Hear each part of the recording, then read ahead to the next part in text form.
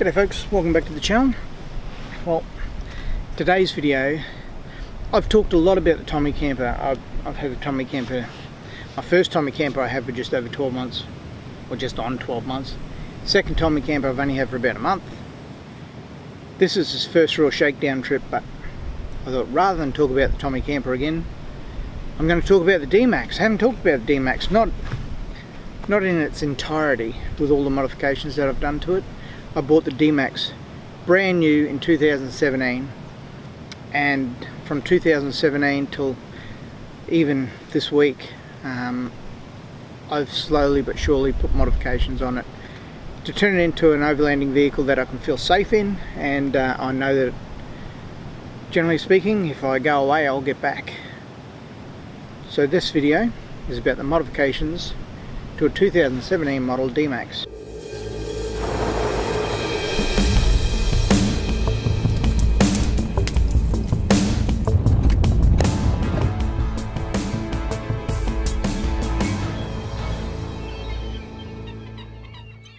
What I'll do it in three bits. I'll do from the front all the way around the vehicle, then I'll do under the vehicle, then I'll do inside the vehicle. So three parts. We'll start with the front. Begin with a Dobinson bull bar. Dobinson bull bar. When I first got the Dmax, I pretty much couldn't afford anything other than the vehicle. So I went with what I could afford at the time, and Dobinson's, I think the bar only cost me about $1,100 and I fitted it myself. It's a good bar, there's nothing wrong with the Dobinson's bull bar, but if I had unlimited funds I probably would go with a better quality brand, a better quality bar. The bonnet struts are next.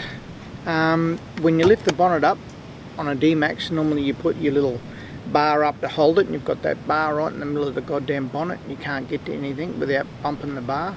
So I put a couple of struts on the bonnet. Now the bonnet just sits up without any assistance and goes up quite easily, comes down quite easily, so pretty happy with the struts. Also under the bonnet you'll find diff breathers and auto and transfer case breathers, so all the breathers finish under the bonnet, along with an oil catch can under the bonnet.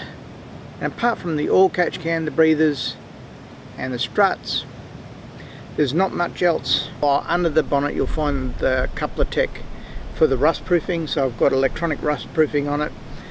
The coupler tech system I put in when I bought the car brand new, 5-year warranty.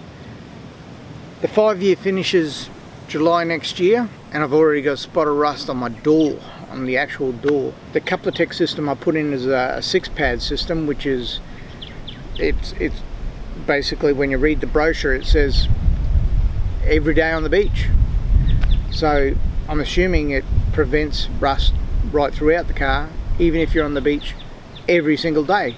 Well, my vehicle wouldn't go on the beach every single day, it'd go on the beach no more than probably a total of maybe 5 weeks a year. And yeah, I've got to say I'm a little disappointed. I've got a rust bubble in my door. Front of the vehicle, just under the bull bar, there's a couple of recovery points, put them on for obvious reasons. King spotlights sit on the front. Very happy with the King spotlights. Probably one of the cheapest spotlights you'll ever get, but hey, it lights up plenty for me and I'm more than happy with the King spotlights. They work okay. Again, unlimited funds, and I'd have different spotlights, but I don't have unlimited funds, so the spotlights are staying. I've got the 4-wheel drive Super Center winch at the front, the 12-ton one. I think it's X something or other. I've had it for 4 years now, and I've used it about 4 times. Every time to pull somebody else out. I've never actually used it to recover myself yet, but it's a great insurance policy, and I would definitely have a winch at the front. It hasn't let me down yet. The snorkel I've got on the car is a Tanami. I was really surprised to learn, I got a mate who, I work with a fellow who has a friend who owns the manufacturing business in Burpengary that makes all the snorkels. He makes all the brands you see at all the different 4-wheel drive shops come out of the one factory. As we move further down, we've got the window tint that was done by a gentleman at Clontarf, and it was done 4 years ago, and I cannot for the life of me remember the name. I asked him to put the darkest legal window tint on, and it's not very dark at all, but it's the darkest legal tint you can have. On top of the car we've got King's roof racks at the front and a custom roof rack at the back. The custom roof rack I made up because of the Tommy camper and the gap I had between the roof of the car and the underneath side of the camper. There was plenty of space there. It's worked out perfectly, and I've put a Stitch 'em Up custom bag there. So Stitch 'em Up is a company that makes canvas bags. They're over at I think he's at Strathpine. You can find him on Facebook. You'll also, oh no, I don't think you can find him on Facebook. I'm not sure he's on Facebook. I think it's just a website. Google Stitch 'em Up, it'll come up. Or contact me and I'll give you his details. On the doors I've got the decals by a business that was just starting up, and after she'd finished doing my decals she said that was really hard, probably won't do them that big again.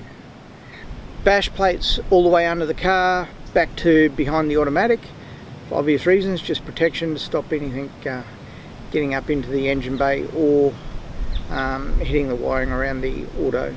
So we moved around the car. The wheels are just cheap Sunraisers from the local tyre fitter. They're an 8-inch rim, steel rim. That's all I need. I think they're only about $100 each. The tyres that I put on are the Goodyear Wrangler Duratrex, 265/75 16s, and quite a good size tyre. They're the biggest legal tyre that I can have on the Dmax, a 31-inch. At the back, the tray, the side toolboxes and the rear sliding drawer are all by, it's either MW canopies or WM canopies at Virginia, and I got them with the car when I bought the Dmax. I've had them 4 years as well.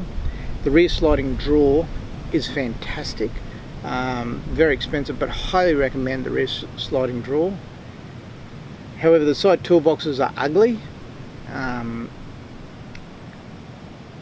They're ugly. They're ugly.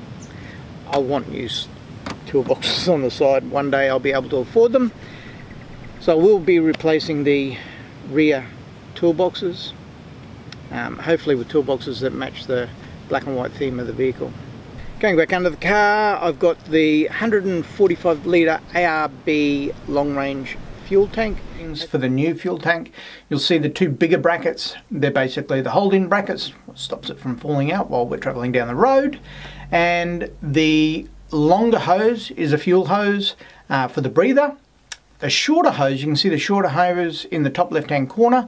That shorter hose is an equalizing hose that runs between the front of the tank and the next stage back, because they're the same height with a mounting space in the middle.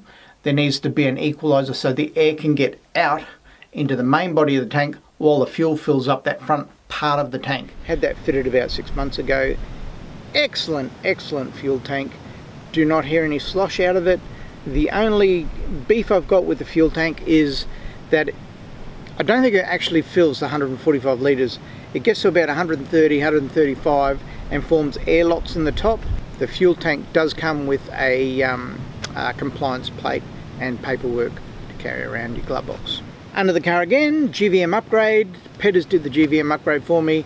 The GVM on a standard Dmax 2017 is $29.50. I think the new ones are up around that $30.50 now. It's gone up another 100 kilos, but $29.50 standard. I put a 500 kilo GVM upgrade, so it's now $34.50. $34.50 covers me no problem at all with what I want to do. Having said that, I've just bought airbags from the Airbag Man to put under the put at the back of my car, just to assist the springs. It's not to level the car sits pretty level, but what I'm finding is on some of the tracks when I'm really bouncing around sideways, I've got quite a substantial body roll because of the height of the vehicle and the weight of the vehicle, and I've been reliably informed that airbags will help assist with that, and the airbags apparently will also help assist with the shockies and all the work they do over corrugations. I've never had airbags before, so I don't know, but I've been told that's how they will help the rear suspension. ARB have also fitted a rear diff lock. It's air actuated rear diff lock. So right now it's filling up the air tank. The air tank, well, it's air activated. Oh, okay, so then what it does is it then forces across this, which then gives you lock. This is open, back into being locked. It doesn't have to mesh completely because it's now locked, but I can force it, and it'll actually, when your car goes into motion, it will force this across. And what it is in here is a bonded seal that creates the air pressure that forces this mechanism across, as you can see, and then loosens it off, opens center again. Okay. And speeds, not over say 20k? I wouldn't go over 20k, no, because what'll happen is, as you can see, that gear is stuck, right? Yeah. If it gets enough force, it'll bind up. Righto. Okay. And that's it. Okay.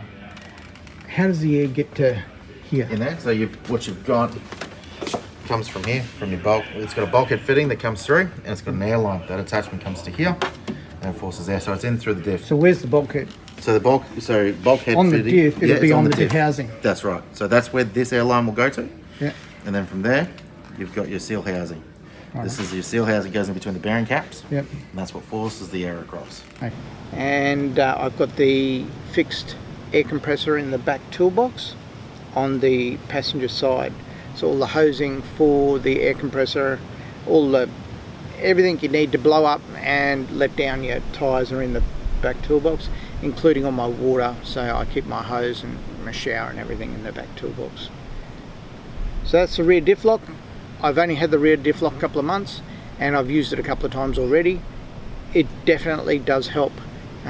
You're a lot more, well, I know I'm a lot more confident at really low speeds through really soft sand or thick mud, and that happened yesterday. So yesterday I had exactly that scenario.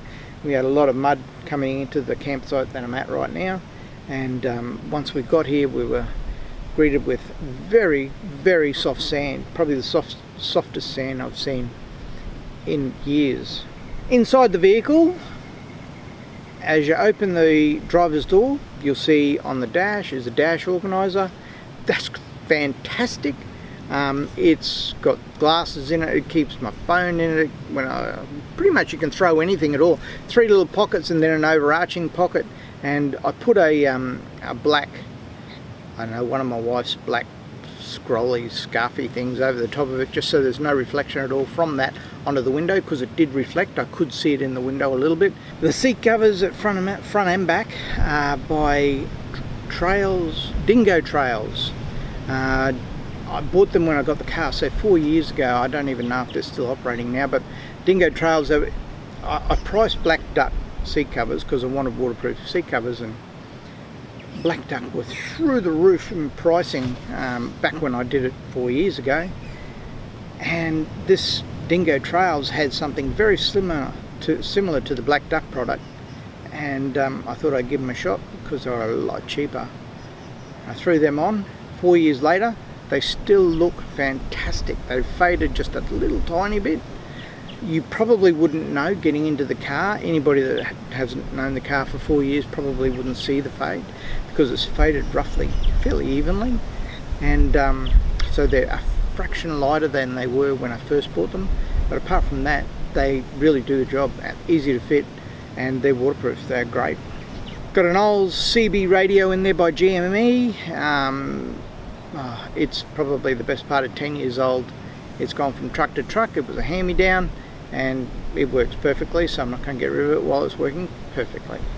I put in a cargo net over the top just to hold my hats and my raincoat, so all the little bits and pieces.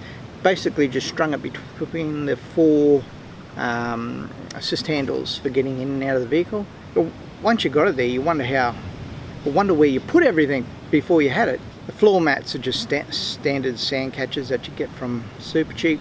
I got them when I got the car. I can't even remember what brand they were, but they do the job. Just got the little sides on them and they catch the sand, so you can empty the majority of the sand out each day when you are on the beach, or you do get it dirty.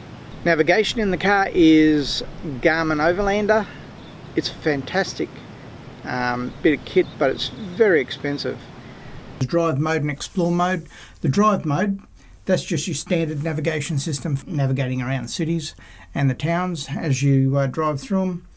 The Explore mode, you can either go back to it to get into Explore and tap on it. That's your navigation system that you use when you're out and about in the countryside looking for tracks. Unless you're doing a lot of travelling, I wouldn't recommend the Garmin Overlander, but if you're doing a trip around Australia and you're going to do lots of short trips, it's certainly a fantastic bit of kit. It's got everything you could possibly want for finding free campsites, finding truck stops, finding paid campgrounds, fuel stations, banks, just about everything you could ever want. And it's all on the Garmin Overlander. You don't need reception for it, so it's all downloaded, and it'll update every time it hits the Wi-Fi. So the Garmin Overlander was a very welcome addition. I've also got a reverse camera in there. The reverse camera comes standard with the vehicle, but I put in a permanent reverse so that I can turn it on when I'm driving straight, just to see what's behind me if there's something close to the car. There's the high-kit throttle control. It interrupts the transmission from your accelerator through to your computer, and it puts in its own, I guess, settings. On high-kit mode, it gives you a lot of power down low. In auto mode, it picks the mode for you. That it seems to be a very intelligent mode, auto mode. I also carry around a spares box in the vehicle, and it's just for breakdowns when I'm on a trip. All my belts, all my hoses, some fencing wire, electrical gear, bits and pieces. The only modification that we haven't talked about is the Tommy Camper, and I've done plenty of videos on that, so I'll let you go and Google Tommy Campers and have a look at that if you want to. Apart from that, that brings us pretty much to the end of the video. Thank you very much for watching. Hit that thumbs up button if you got something out of the video. Subscribe to the channel for more videos. And if you want to support the channel, Patreon link below, and follow the bouncing ball. Shout me a coffee. Until next time, take care.